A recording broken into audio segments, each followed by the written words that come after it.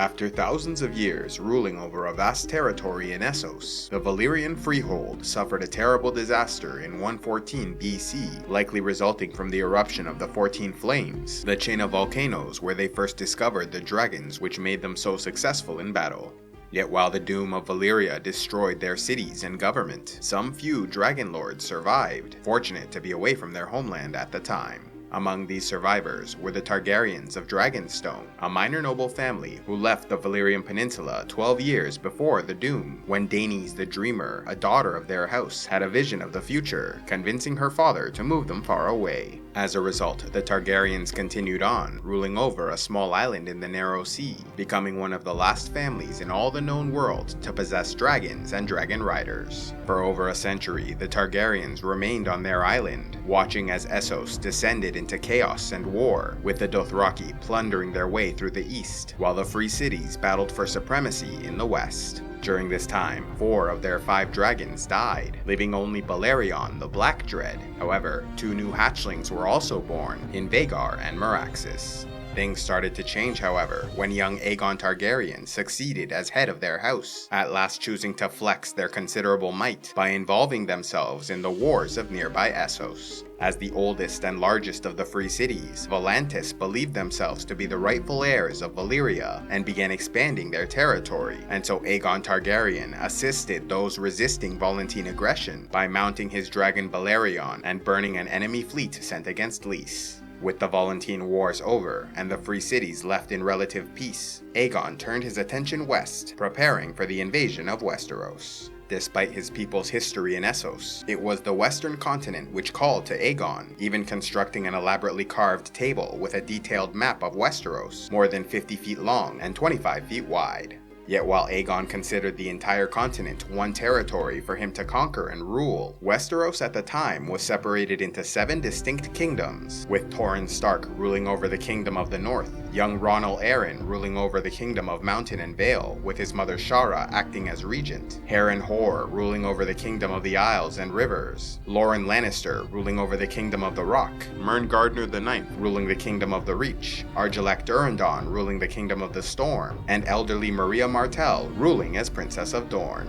For years, these realms competed and warred against each other, with division and rivalries creating a situation where some were eager to ally themselves to a powerful family like the Targaryens, if it meant gaining an advantage over their traditional enemies. Such was the case when the Storm King Argilac Durrandon proposed a marriage between Aegon and his daughter, offering a portion of his lands in exchange for help in battle against King Harren of the Isles and Rivers. However, Aegon rejected the proposal and instead offered the hand of his best friend and possible half-brother, Orys Baratheon, which King Argilac took as an insult. And so he cut off the hands of the envoy who delivered the message, and sent them to the Targaryens with a note that read, "These are the only hands you will receive."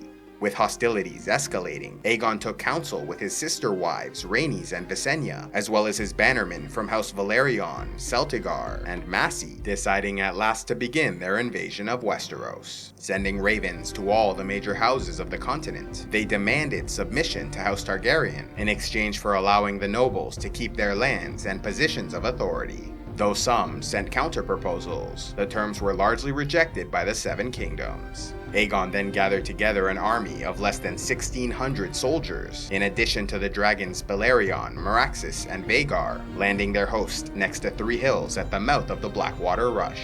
Establishing the Aegonfort, their mission was off to an encouraging start, with a pair of easy victories resulting from Rhaenys securing the peaceful surrender of House Rosby, while Visenya did the same with House Stokeworth.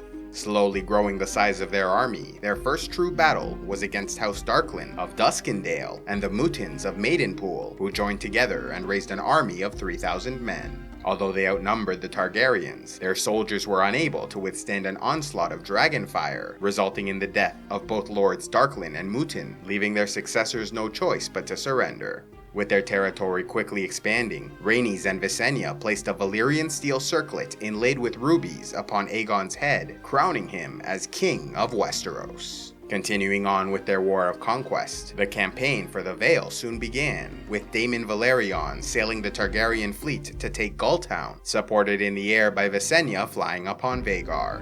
However, they found strong opposition from the Arryn fleet, bolstered by a dozen Braavosi warships, who ultimately won the battle by successfully repelling the invasion force and killing their commander, Daemon Valerion. Yet even in defeat, the Targaryen Dragon Lords were dangerous, with Visenya going on to burn the victorious enemy fleet before retreating. Even so, the invasion of the Vale was momentarily halted, though it was only the beginning of their problems, as they soon faced rebellion within their own borders, as the Isles of the Three Sisters declared independence. Meanwhile, King Aegon led his warriors to conquer the isles and rivers, marching upon King Harren of Harrenhal, whose armies were soon defeated in the Battle of the Reeds, but won a victory at the Wailing Willows, when two of Harren's sons successfully led a raid on the Targaryen camp. Yet as the victors were sailing their boats back home, Balerion the Blackdread fell upon them, killing the king's sons. Unfortunately for Harren the Black, his years of cruel leadership now caught up with him, as his bannermen refused to answer his summons, instead organizing a rebellion under Edmund Tully, who allied with the Targaryens to assist them in defeating the hated king. Believing his massive fortress to be impregnable, Harren refused to surrender despite the odds against him, and so Aegon unleashed a storm of dragon fire in the burning of Harrenhal, killing the king and his remaining sons to end their family line. To reward his allegiance to House Targaryen, Edmund Tully was named Lord Paramount of the Trident, while the Iron Islands were left in chaos for a time, while Aegon focused on conquering the rest of the mainland. Love audiobooks? Then be sure to check out Audible, where they have the world's largest collection available. Simply sign up through the link in the description box below and get 2 free audiobooks to start out. A special thanks to all those who contribute to CivilizationEx, like Kristen Greeneyes of the Company of the Cat, Q Straight Arrow Valverde, First Spear Centurion Aditya Gaturu, and Caesar the Salad. If you'd like to help CivilizationEx, click on the Patreon link, and please be sure to like, subscribe, turn on notifications, and click on the links to see more.